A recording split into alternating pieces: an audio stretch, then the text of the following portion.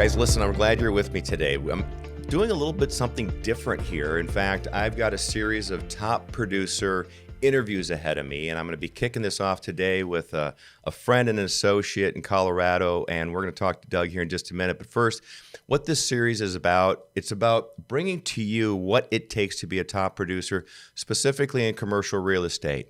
I teach courses on this, but I want to talk to the people that do this just like I do every day. And so we're going to kick off this series right now. And the first guest that I have with me today, I'm lucky to have Doug Jennings with me. And Doug is coming out of RE/MAX Alliance in Colorado. Doug, sure appreciate you being with me. So thank you so much for being here today. Thanks for having me. Listen, your story is an interesting story for a couple of different reasons. To me, it's an interesting story. So before we dive into what it takes to be a top producer in commercial real estate, first, a little bit about you. Let me start. It looks as though you were in the Army. So you were an Army guy for a while. How long were you in the Army? Just a few years. I actually, right out of high school, went into the Army and had a unique opportunity to join their wrestling team. So I didn't just do an enlistment. I was on Abrams tanks. I did my job, but then I made the WCAP, their wrestling team in South Korea. So I went from Fort Knox basic training to Fort Hood, then from Fort Hood to a few tours in Fort Irwin and some desert training, and then got to roll out on the mat and get my butt kicked in South Korea. So it was a good experience. I didn't know that. I didn't know anything about this wrestling background. It's good for me to know that. So just in case, all of a sudden I see that grapple in your eye, I'm running. I'm out of here. I'm not going to. It's like, all right, don't mess with Doug. Here's what I want to know, Doug. So did you know that you wanted to get involved in real estate either before the Army or when you were in the Army or once you were finished and retired from the Army? How did that decision making go for you, and then why real estate? Well, literally the day I left, the day I got home in Colorado, I had a mentor of mine. He wasn't a mentor at the time, became a mentor in real estate, and he was with RE/MAX and basically showed me the ropes for a few investment deals. And I was hooked. The minute we started talking about properties and income and all this stuff, at that time, here this gives you an idea. As an E4, I left the military making $18,000 a year. So that was 2000, October of 2000. And our first transaction, when I did our first transaction, I think the commission was like 11 grand. So that's what hooked me. I looked at that and said, I could bust my ass for, doing all this other stuff, but then you go do an investment deal. And one deal can turn into a significant income producing scenario. So I looked at it as, or the big thing that I see it as, everything in real estate is about freedom. It gives you the ultimate freedom to do or be whatever you want. If you want to have that expertise, you can. If you want to do the generalist, you can. But it gives you that freedom to do what you're looking for. So I got hooked. That was residential. I started on the residential side till about 2005. And then I was introduced to another, I'll say mentor. It wasn't directly or intentionally a mentor, but I got introduced to a commercial transaction. A few attorneys got brought in and just talking. It wasn't intentional. It wasn't meant to, go that route. But as soon as I went through optimizing a portfolio, I'd been in college and we were talking about how do you optimize things and financially look at numbers with properties. And this gentleman and I worked on 5 different properties, and they come to the conclusion that they didn't need 2 of them. And I did that first commercial transaction, and I haven't looked back. I have no desire to do a residential transaction ever again. But that's kind of the path or the inception of where I went into commercial. One of the things I find interesting about what you just said is, as I talk with, you top producers, the best of the best in the business, and kind of work on what is that definition of a top producer. And I think you just gave one really important element of it, because naturally we always think of it dollars and cents, right? We always think of it from a monetized point of view, but there's so much more to, in my opinion, what it means to be a top producer. And when you talk about things like freedom and that ability to make a great living And a great living is different for all of us, but then you've got the freedom to live your life. I think that's a key part of that idea of what is a top producer, because it goes well beyond the money. So here's more on your background. So you went and you're well educated. So coming from someone who isn't well educated, it's good to talk to someone who is. So you went out there and you got your master's degree, right? So you nailed that. And then you went out and you worked on your CCIM, and I'm of course we're big advocates for CCIM at Results Commercial, and so we encourage our team absolutely to be CCIM. But I want you to give me a minute on that. You ultimately were pinned with your CCIM. And just for those of you that don't know what CCIM is, if you're thinking about getting involved in the commercial real estate industry or even the investment industry in any way, shape, or form, you want to look into CCIM, Certified Commercial Investment Member. And you're going to hear throughout these interviews me talking with various CCIM members as well as leaders and past presidents and all the rest of it. But Doug, tell me, for you got pinned in 2016. What made you do it? And since you've done it, how important is it to you? Oh, it's huge. It is the gold standard. CCIM is the gold standard for education in investment or commercial real estate. I can't beat that enough. And the beauty of CCIM is it's both practice and theory. I think my education or the college is very theoretical, or it's very regulatory. We spent a lot of time talking taxes, and if you fight yourself not to fall asleep, you're like, okay, there's only so much 1031 I can hear about. But the CCIM portion of it is they require that you have both the practice and the knowledge, that you can actually demonstrate both. Part of getting the pen is you have to have a portfolio of experience. So that way you're not just a bunch of theocrats kind of throwing around ideas and concepts, but you can actually do a deal, because as we know, you could have all the education in the world. You could have all this learning and PhD, doctorate, LMNOP, all these letters behind your name. But when it comes to doing a deal, that's a different skill set. That's a different practice. That's not the same thing. So, education, knowledge is one thing, but execution is another. So that's why I really like CCIM. I'm deeply involved. They have positions for involvement, and it's one of those things that you can give back to our community. We have such a rich community of things that we can do. CCIM allows you to give back and really kind of take that train of training and learn as you go. So I'm a huge advocate, huge proponent for CCIM. A lot of people outside of our industry or even in the residential world don't understand that it can take you. I actually pinned somebody 2 years ago. It took them 10 years to get a CCIM. Yeah, and exactly. It takes like 2 years, I think. This isn't something that you just kind of float around. But I guess to your bigger question, the reason I went down the education path was for me, it was the way of showing my commitment to the industry, that I am truly committed. And I think that ties back to our top producer scenario. You cannot be a top producer. You can't be an expert without making a commitment. You have to commit to this industry in order to produce. And that's how I saw the education. It's paid me dividends. One of the examples I love to use, Mark Levine, who's a world-renowned professor out of DU. I called him one time, said, "Hey, I'm looking at this elderly living, assisted living, nursing home, something. I got this packet," and the investor said, "Should I invest in this?" And I said, give me a week. Let me chew on this. And I called Mark. Mark says, "Doug, you can get to campus at 7:30. I had already graduated. There's no, he doesn't owe me anything. There's no class, nothing. But Mark says, "Hey, just get down here at 7:30 in the morning. We'll talk about this." So I show up on campus 20 minutes away just because I want to hear his thoughts. And I thought he was going to go down the tax path. That's his bread and butter. He's an expert in tax, owns a CPA firm and all that. He didn't. He opened up the offering memorandum. He looked at it and said, "Doug, the staffing on this thing is so low. And in assisted living, you either have the high end or the low end. And when I look at the staffing for this is very low.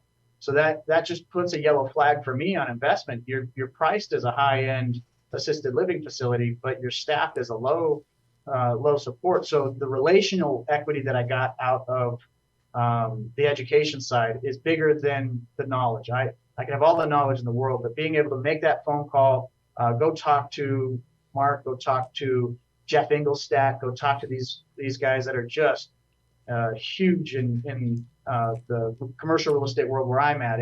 It's been enormous. So I would do it again in a heartbeat. And if somebody's looking at it, that's an easy way to make a commitment. Yeah, I agree with you completely. The marketplace, our fellow brokers, right off the bat, you're taken seriously. It's one of the reasons that yes, the knowledge base is important, but it's an incredible distinction where the marketplace takes you seriously. I loved your message right there. I made a note of it, in fact, about you're not going to be a top producer without making a commitment. And those commitments, there's many of them along the way. You pointed out the key one, and that is education, or I'll go into professional development. For me, that's a key part. Rarely does a week go by where I'm not listening to an Audible book or doing something that has to do with professional development. And I've been in the business a long time, and I think that's what I find with many folks like us. We may have been around for a long time. We may have had a fair amount of success, but we never want to stop learning. We never want to stop growing. Listen, let me keep going here because I'm really anxious to get into some of the meat and potatoes of top producer. But first, I want to know more about your practice. Do you work as a solo agent? Are you part of a team? Do you work with an assistant, junior broker? What's your day in, day out look like with your transactional team? Yeah, and I'm actually in a unique scenario. I'm so blessed to have 16 other commercial professionals in our group. So we have a slew of, a lot of times we get that lone wolf kind of mentality in the commercial world, and lone wolf is not a bad thing, but I don't believe you can be successful as a lone wolf exclusively. I think even as a lone wolf, you have to establish those protocols and team members, because you're only one person. You can't do all the marketing. You can't do all the analysis. You can't do all the presentations. You can't do all the lead generation. You can't do all the things that come with volume. You can do one deal, and you can be everything to everybody at all times on one deal. But the minute you start putting more deals together, it is really tribal. Our industry is so tribal that I get to interact with agents that are 45 minutes away up in Fort Collins, or agents that are doing deals down south. And I love that because they don't see me as a threat. We're not competing in that sense. And even the ones that are close by, we work so well together because there's a trust and there's a camaraderie. I'll use the military term in there. I've got their back. They know if something goes wrong, they can call me and it will work it out. And it happens. You get something where you didn't plan on a deal falling apart, but you scramble to try and keep it together. And then by bringing somebody with a different voice or somebody from a different scenario, sometimes that works to kind of smooth it over and keep deals together, or at least stop a lawsuit or something that could. Exactly. Yeah, no, there's a key point right there, since we're in a highly litigious business. I think the other thing, Doug, that is so important is that when we're out, especially if you're working on larger size assets, and as we're competing in the marketplace. So if a investment group is going to interview multiple brokers, most of the time when you're calling the other big commercial houses, they're bringing in a team, and that team could be 2, 3, 4, 5 different people. And so for that solo agent broker to go in there and pitch their services when they just got done talking to 4 or 5 different people with this depth and range of services, it's a tough one. Let's get down to your day in, day out transactions today. So let's talk a little bit about that. So hit me with 2 different answers here. Service focus. So service focus for me, meaning are you on the seller side, buy side, landlord side, tenant side, development side? And then product groups. From a product group point of view, where are you playing today? Office, retail. I know you're when I looked at your bio and I studied that, you do work in multiple categories, so you're not focused on only a single product category. But tell me, what's the everyday look like for services and products today? Yeah, I like to say I have a little bit of ADD, but the one thing I can say is I specialize in investments. Ties back to that CCIM, which investments look different in our industry because you could have that development investment, or you could have that industrial property, and each one has its own tribal language, right? You're doing multifamily, they're talking number of doors. You're doing industrial, they're talking clear span and docks. So each one has its own language, but the universal language that I love is money. They all talk numbers. And when it comes back to the money and the numbers, I typically go through different iterations and start with that financial conversation first. If I can make sense out of it financially, then I can easily say I can help. So that's why you see different types in there. I'll get a call. This was literally a call this morning. Somebody's retiring. They want to either sell the property or lease it out. So we have to do an evaluation. So there's an analysis to be done. There's some financial calculation. Which one's better? Should I lease? Should I sell? And I love that concept because then I get to play with a spreadsheet. I dork out on the spreadsheets. So let me interrupt you for a second. Here's the reason why I want to interrupt you, Doug, specifically because of what you're so good at. And that's analysis. And so when you talk about you lead with analysis and you dive in deep, and as I'm talking with different people or teaching or training, my experience has been that fancy listing presentations are great, and fancy this and fancy this are fine. Okay, so there's nothing wrong with packaging and positioning your group and your company, and we do a lot of that, so I don't want to be even self-critical. But the thing that I'll say to people all the time, if I'm going in to win a piece of business, give me the spreadsheet and what I have up here, and let me talk with the owner of the property, and there's a really good chance we're going to win that business. Now, I'm assuming that's the same for you, because if you're coming in and you're talking to me about my industrial building or office building, and you know the numbers and you know the market, it's almost a slam dunk at that point. Would you agree with that? Yeah, and there's two things I'd add to that though. The time that it takes to get good at that is a lot. You can't just read a report to know what the industrial industry is doing. That doesn't work. You have to have several cycles of this to know when you walk in and call BS on something and know how the APOD's really going to work, or performa if somebody's underperforming on their leasing. And that second part that I recognize in this is analysis and brokering are two different skill sets. They are. I'm very strong on the numbers, which means I'm weak on the whole sales side. So I have other people helping me and working on that whole sales side. How do you lead gen? How do you build your pipeline? And that's where on our side we've pushed referrals. Right. And I'm gonna get to that in just a minute, because Doug is the master when it comes to referrals, and you've built an unbelievable referral network, and I'm going to talk about that in just a second. I like what you just said again, though, because one of the things I'm going to do here is I'm going to pull out when I hear you experts reference certain things about being a top producer. And one of the things that Doug just said to us was, yeah, but it takes several cycles. This doesn't happen overnight. Now, if you're new to the industry, you might hear that and go, well, doggone it. I just want to go in there and knock it out of the park, in my first 6 months or my first 2 years. But I think both of us would probably agree to say to that younger broker, if you put your time in and you go through these cycles, the rewards are so magnificent that it makes it worth it, because we can go in to these appointments with our spreadsheets, with our information, and we are wholly comfortable. We can have this conversation. We don't need to worry about overselling them on anything, because we can actually just dive in and have a really smart conversation about the asset and what are the options before that owner, and we don't have to oversell anything. Does that make sense to you, Doug? Yeah, I tie perfectly. It's not even a pitch. It's just a presentation. Just presenting. So you've got an unbelievable team working all around you. And so, but do you work with, it sounds like you might work with different brokers on different deals. Is that right? Absolutely. Now, do you have an admin? Do you have a team right there with you handling any types of administrative duties, or do you work with freelance people? What's your support look like? Yeah, our admin is our secret weapon.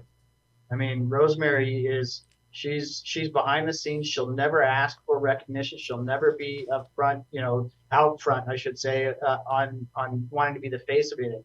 But she's putting things together, and picking up the mess that we make as agents, and she's such a stud at it that it's the strong bench strength that makes it more comfortable to shoot, move, and communicate. You go through a transaction, and I've got another buddy, I'll say, that is brokering on a deal, Lance. When Lance and I work on a deal, it's almost like we don't have to talk to each other because we just know, or he's on vacation with the kids, or I'm on vacation, and we can check in, check out. That's the level of trust and work that we have with one another, that it makes it possible to kind of tag team. Let's move forward now. Now we've got a good understanding of kind of where you're coming from. We know that you love investment. You're so good at investment. But I want to get down. I want you to be able to explain to our listeners and to our viewers more about really not only what makes you a top producer, but you're around. So Remax Alliance is a pretty good size outfit, right? How big is Alliance, Doug? Help me out here. 900 agents. 500?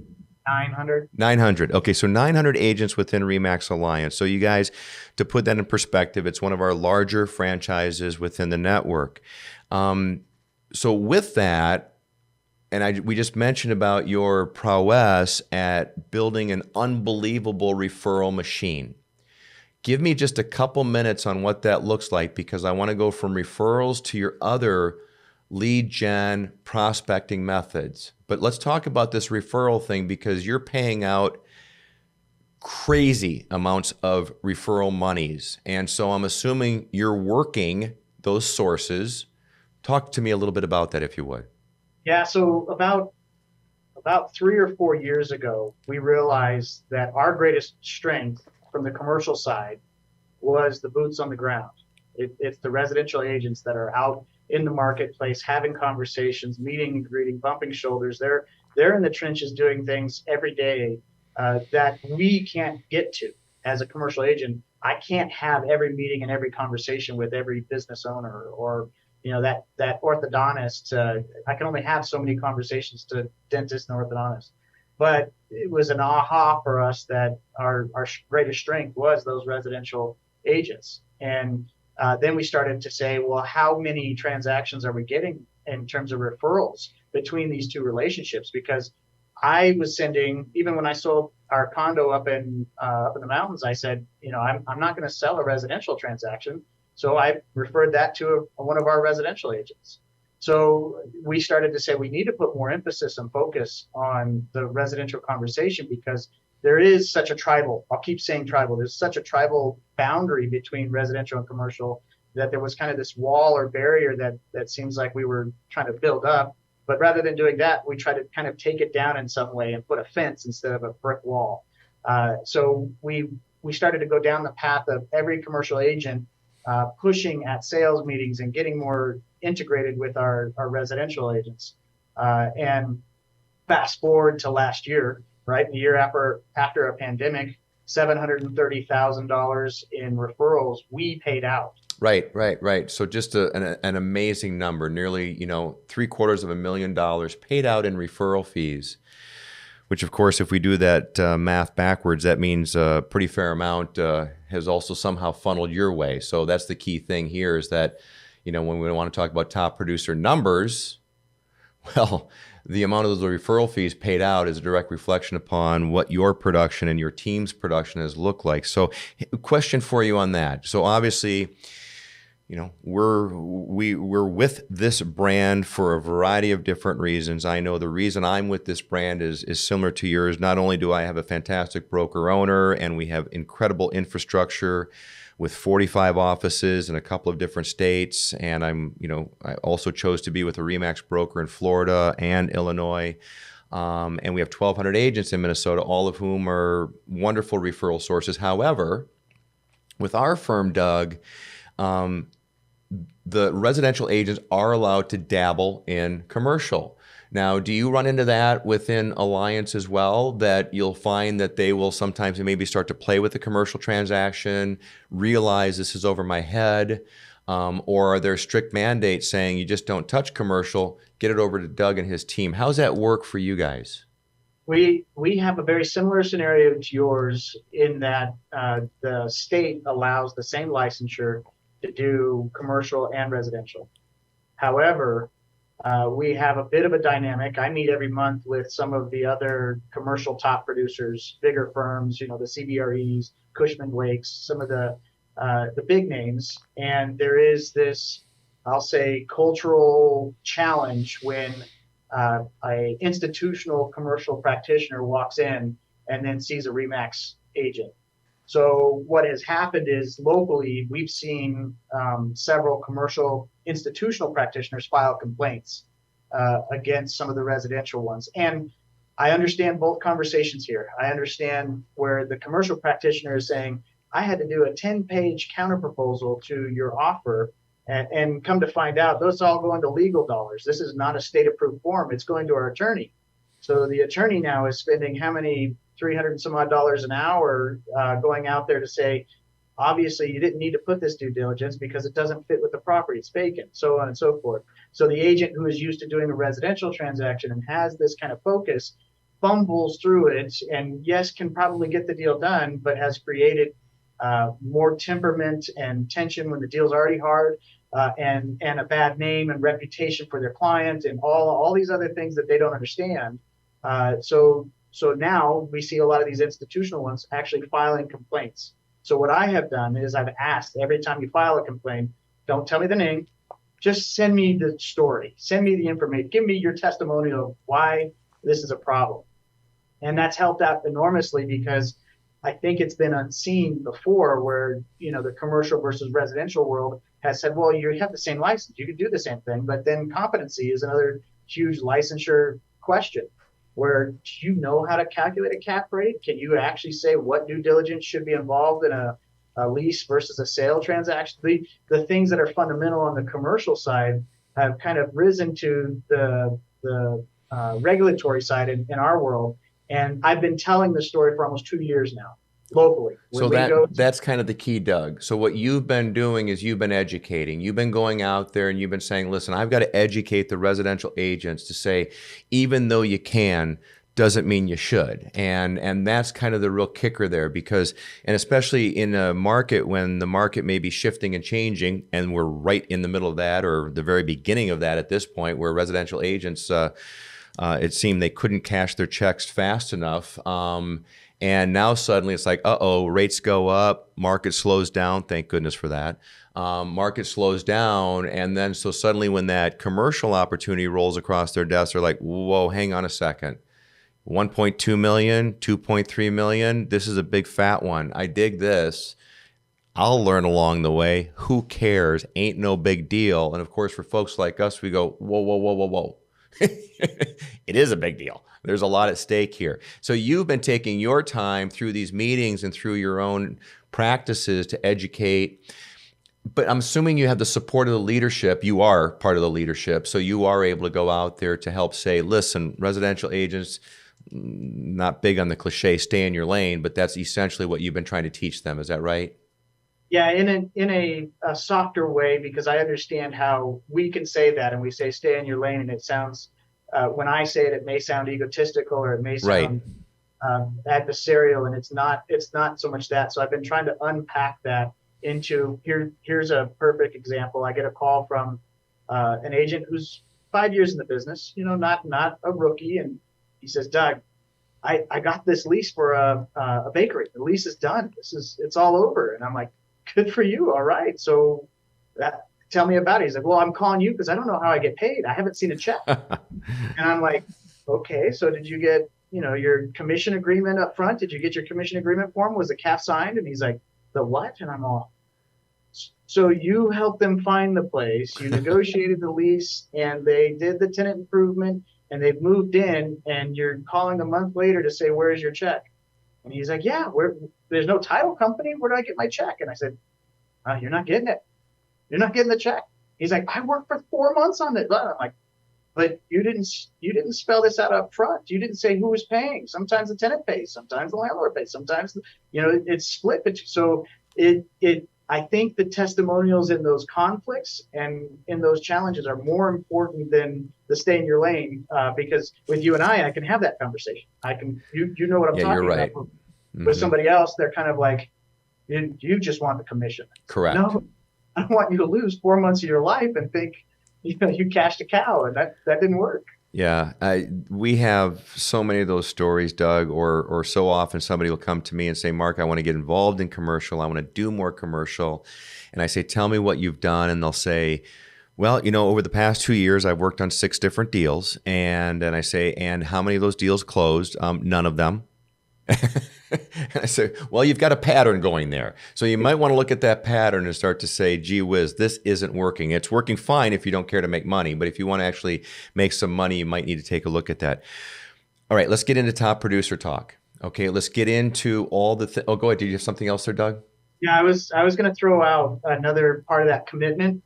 Yeah. Is the life. I tried to explain that from contact to contract, most of my clients take almost 20 months. Our shelf life in commercial is so much longer. And so when you meet somebody to when you get a contract for them, it's not 30 days. It's not 45 days.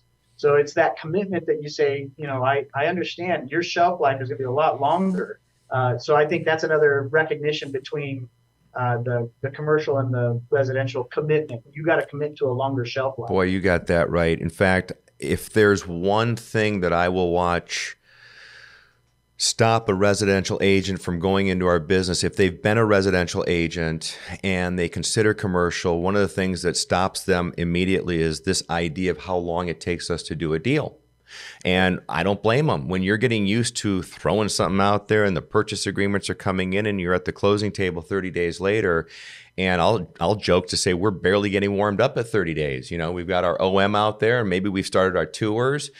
And goodness gracious, we've got a long road ahead. I mean, every once in a while we get lucky with something. But listen, now let's get into what you have done. Now, we know the referral thing has worked for you with getting these leads coming in. Now, I'll say this is that, I helped build our business many, many years ago with referrals. However, today with the kind of work that we do, Results Commercial, we're very much focused on listings. So we're listing brokers. We're very good at just doing that particular discipline of working with sellers.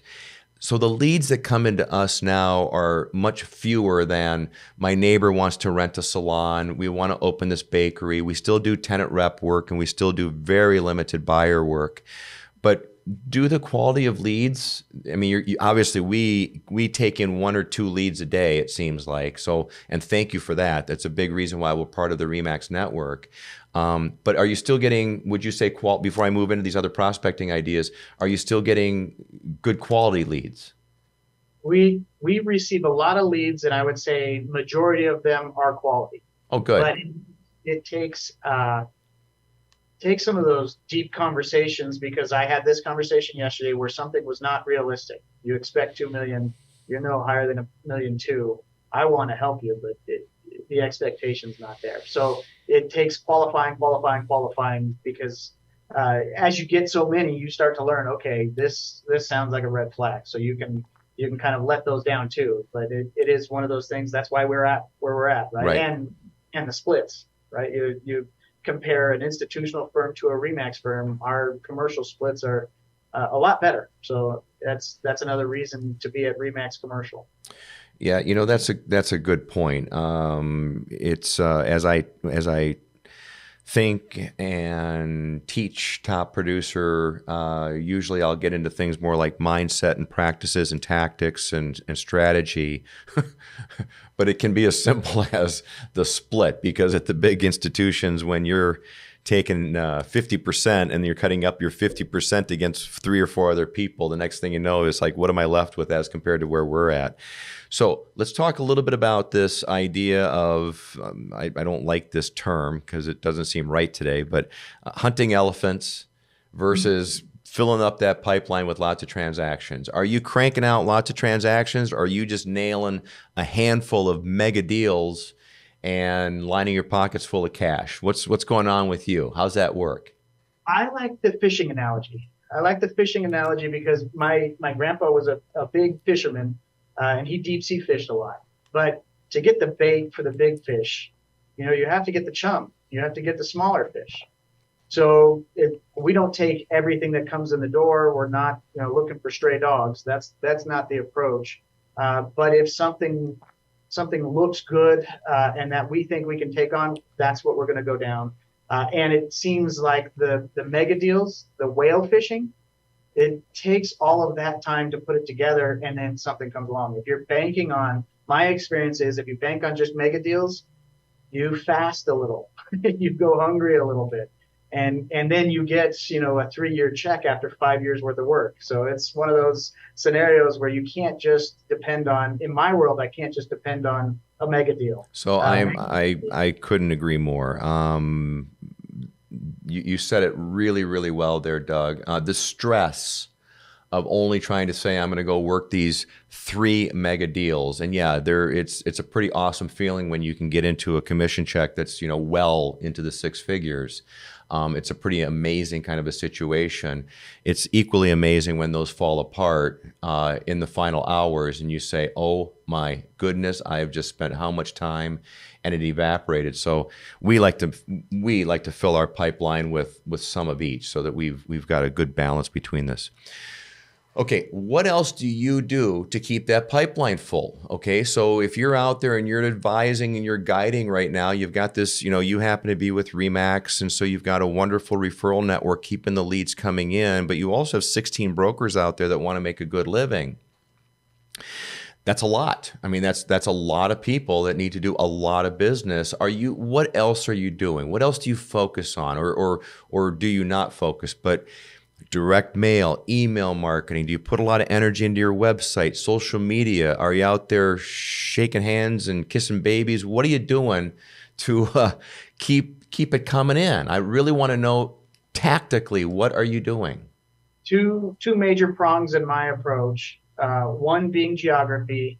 I realized a long time ago that I love doing deals in my backyard, because touring a property that's 5 minutes away versus touring a property that's an hour away is a lot more fun when you have all that time to do whatever you want. So the geographic experts, I guess, is one of the major prongs.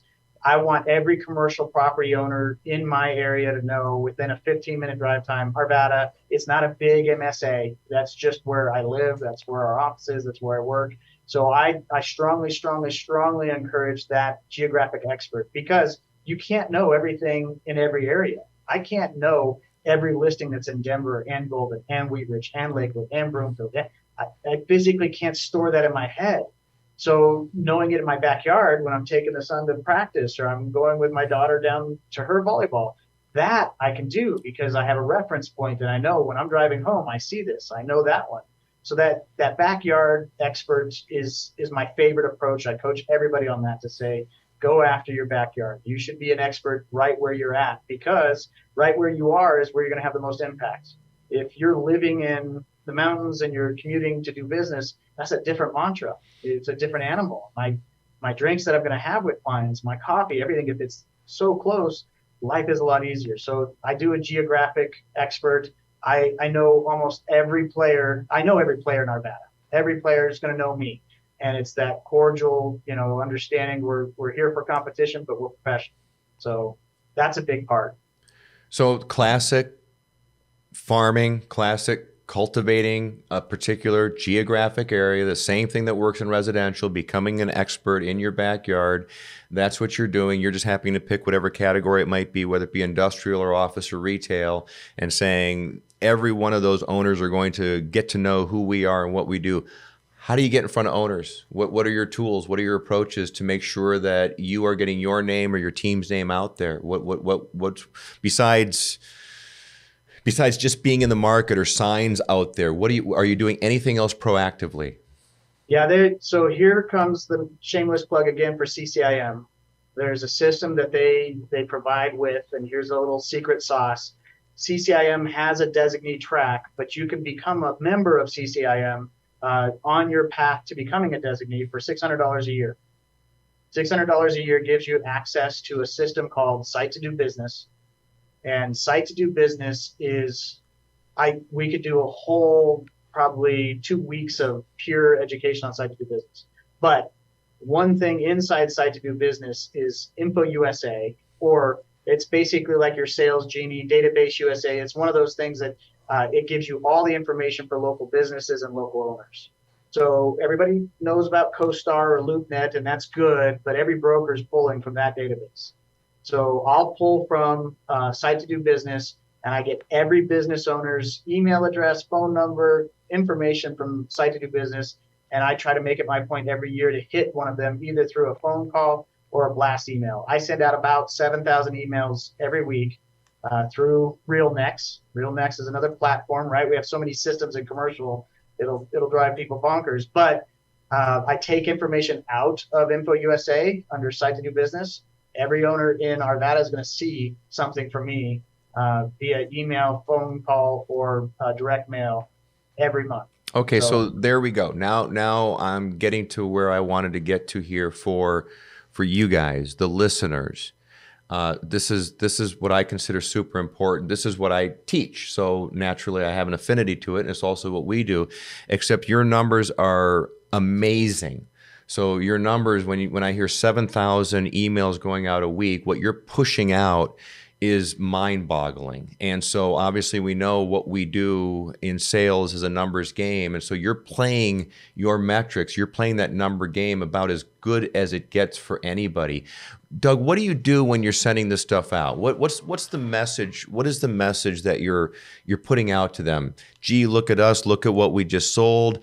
We want to value your property. Here's what, industrial is trading for in your market. What's the hook? So you're not just another broker knocking on their door. Well, first off, don't spam them, right? If I'm hitting that database every week, don't hit the same list week in and week out, once a month. That's my personal rule of thumb, because I do not want to get in their spam bucket. And I get a double digit open on our email blasts, which is good for our industry. You bet. It's not bad. But it's a mixed message of that value add proposition. One is what's going on. People love to hear what's being built. Is that a 7-Eleven, or is that another gas station coming up, or is that a car wash over here? So there's a value add portion of what I'm sending out. I want them to come to me with questions and information. So not sales. That's not a sales thing. That's just information, just value add. And then the other part is, here's a tagline that seems to get the most opens is, did you see this? So the subject line in the email is, did you see this? And that's typically our listings. So I'll send something out and say, did you see this? And if it's a for lease place, or if it's a for sale property, then it's in there. We're starting to play with something that I'm seeing more openings with, animation, where if they see animation inside the email, they seem to stick on it longer. They open it more. So we're using more animation. But did you see this? Seems to be a subject line that's the hook. And they're like, see what? And they open it up. It's not, hey, 123 Main Street for sale. I think that's automatically junk. Somebody will throw that away, and they don't care about it unless they were looking for 123 Main Street. So the subject line is definitely twisted in a way that is a value proposition. And we're not just selling. We can't just sell ourselves or sell our properties. We have to provide value. So some type of value add. That is such good information. I thank you for that. So right there alone is these last few minutes of information, as far as I'm concerned, is a pure gold mine. And that's exactly what I'm looking for here, Doug. So thank you for that. Now, listen, we don't have a lot of time left, but I got to spend some time, and I got to get into top producer, okay, before we close this program out. And so what this is now, you're a performance guy. You're a top performer. You're a peak performer. You're a top producer. Is every agent, and I'm going to ask you a whole series of fast questions here, Doug, is every agent cut out to be a top producer? No. Okay. So that was an easy one, folks, right? It didn't take long to say no. Now, do you think you can train every agent to be a top producer? So long as they have the commitment. Okay, so there's the caveat. Mm-hmm. If they're willing to do the commitment piece of this, then the potential might be there. But the bottom line is the idea that everyone can go be a top producer. I think we're kind of kidding ourselves with that if we even go down that road. To me, I think it takes somewhat of a unique personality, tremendous commitment. Now, so this commitment part, let's talk about that. 10 years ago, there was just so much buzz about this idea of balance, and there still is today, right? There's no shortage of talk about how do we achieve our life balance and raise our families and have fun and, go skiing, but yet we can also, be super successful in business. Can you be a top producer in commercial real estate and work 20 hours a week? No way. Okay, so that was an easy one for you. It's like that ain't happening. So that time commitment is a real thing. So it might be this whole idea of working harder and smarter, but even if you're working smarter, it still takes time. Is that fair to say in your opinion? Yeah, or if you're farming it out, you could sit there and say, I'll take off of some of my earnings and just hire out some of the marketing. Or there's a theory that you could work less hours, but you pay for it. I mean, one way or the other, it could be done in that capacity. It could be done, but you have to know what you're farming out. You have to know it well enough to say, I can hand the baton on this task and not have to do it. What would you say if I said to you, does being a top producer get in the way of you being a family man? No, it accentuates it. Okay. Tell me about that. So here's an example. My son was on the Winter Park snowboarding team, which they would practice every Friday. So being that I could schedule my time and move things around. I typically don't work on weekends because that's my time with the family. So we shifted that. We said, all right, I'm going to work on Saturdays, but I'm going to drive up and ski with him every Friday. Whole year we did that. Whole season we've done that. So it gives me the ability and the freedom to schedule those and do those types of things. So I think it accentuates it because it gives me time. If I want to go have lunch with my daughter today, I could schedule that and I can make that happen. I don't have somebody saying, here's what you have to do today. So I think it accentuates it. That's interesting. Yeah, very interesting. So listen, if you look in the mirror and you go, yeah, top producer, what makes you a top producer? What is it? When you're looking at that guy and you're going, you know what? Well done, pat on the back. But yeah, you got the education. Yeah, you've got the commitment. But is there anything else to the secret sauce? What's the recipe there that makes you so successful? I'll stick with that commitment. I think that comes first. It leads everything. But I think if we're measuring, if you want a tangible measure, I think you have to go to that GCI. I think you have to talk about actual performance because there's a lot of theory in the world of sales and marketing and advertising, but actually getting deals done. You have to measure that.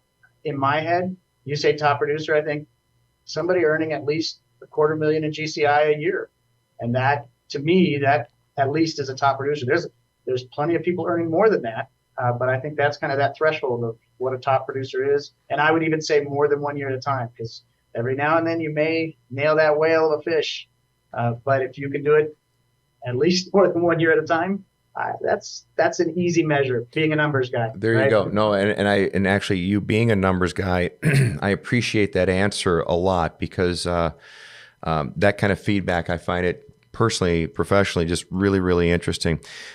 Couple more questions and we're out here, Doug. And as we wrap up, the one question is, can a residential agent shift careers and become a commercial broker? Absolutely. I'm living proof. So Okay, you're living proof, but let's go a little bit deeper. So you got a lot of residential agents saying, I'm burnt out, I'm sick of this, I want to do what you guys do. What you guys do looks pretty interesting. I want to go after something new and bigger, and this emotional piece of this residential real estate's killing me. And I go, well, listen, if you think there's not any emotion in commercial, you're wrong. There's some emotion in commercial too.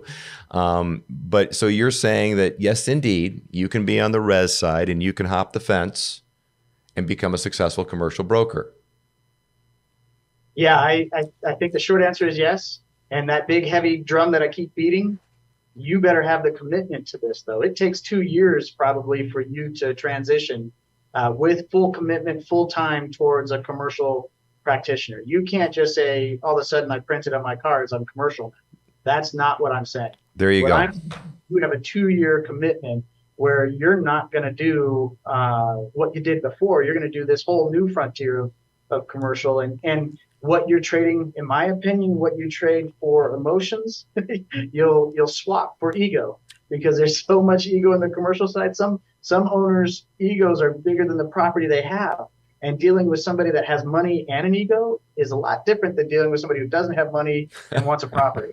So you have your own kind of dynamic in there, your own psychology. I like that. I like that a lot. The thing that I'll also talk about, Doug, is when I'm talking to the res agent who's giving consideration to this, I'm pretty straightforward, or rather blunt, and I'll let them know that the commercial broker, the average commercial broker out there, just be prepared for working with them. So you want to talk about some egos within our ownership, but you need to know how to navigate that ego minefield when it comes into the commercial broker. Now, again, I'm not trying to rip on the commercial brokers, but wouldn't you say there's certainly a skill and an art to navigating our industry? Yes. Oh, absolutely. And I've seen enough people talk about the emotional side of residential. So I trade that in my head, and I say, okay, it's not emotional, but it's ego. So you better be able to, and balance your own ego too, and know when and how to use it as a tool, but then how to stay humble and know where you should be. So there you go. So I'll put that in my top 3 bits of gold nuggets out of Doug today, is what you just said right there. Maybe because it hits home a little bit. Let's make sure that we can manage your own ego, use it at the right time in the right places with the right people to serve you, serve your clients, serve whomever. So listen, as we get ready to end this, like all of us, you've got some of your own deep passions. You told me a story on a trip that you had taken relative to, well, it gets down to your service, but it gets down to your family service, and it gets down to the Purple Heart. And not just a Purple Heart, but give me the Purple Heart story, Doug, as we go out, because I find this just so interesting. What's the quick 2 minutes on this, please? Yeah, my heroes in life, if I can say who I want to be like, it's like my granddad, who has 3 Purple Hearts. So 2 tours in Korean War, 2 tours in Vietnam. But the man is humble as pie. You would never know. He would never tell you anything about any of those stories. And the people that he hangs out with, when we go to breakfast, when I visit with him in Florida, they are missing their leg. They have, life-threatening wounds, but they never complain. And they are real life heroes. And so I look at them and I say, out of all the controversy in current economic times, you think of those guys and they don't complain at all. They've had life-threatening scenarios, and we're sitting here talking numbers and we have issues. Right. So I am honored to be near them. I love helping them. I love being around them. I hope it bleeds off into me and I can serve in a way that they have done. No way I'm going to be able to do what they've done, but it's one of those things where you want to look up to somebody, and it's a big part of what I want to do and how I interact. So I try to give back as much as I can to the Purple Heart Association, the one in Crystal River, the Aaron Weaver chapter, the helicopter pilot that died. Basically, they renamed their chapter after him because he lived in that area, and they've given so much back to that family, and they've done so much local involvement. There's so many chapters. Every state has probably several chapters for Purple Heart Association. So I encourage it. I love the concept of that, and I love that kind of a mantra. I would like to lead with that. I'd like to be like those guys. So that's what I do. That's a big part of what I want in the world. So. Well, I'll tell you what, it shows. It's something that I think is embedded within you. It's something that I can feel.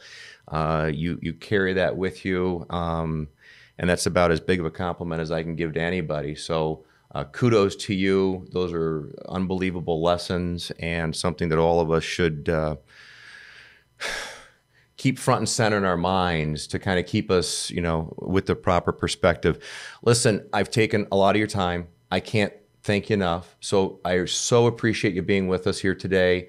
Your information is invaluable. It's great for the RE/MAX network worldwide. It's great for real estate agents and commercial brokers anywhere to hear your story. What's the easiest way to find you, Doug? Is there an easy contact for you? just email. My email is doug@commercialdoug.com. All right, Doug@commercialdoug.com. Is that right? Not redundant at all. All right, beautiful. Listen, thank you. I hope to see you soon. And you guys, thank you for joining me. I'm glad you're part of this Top Producer series. I'm glad we could kick this off with Doug today. We've got more coming for you, but I appreciate you being with me, so thank you so much.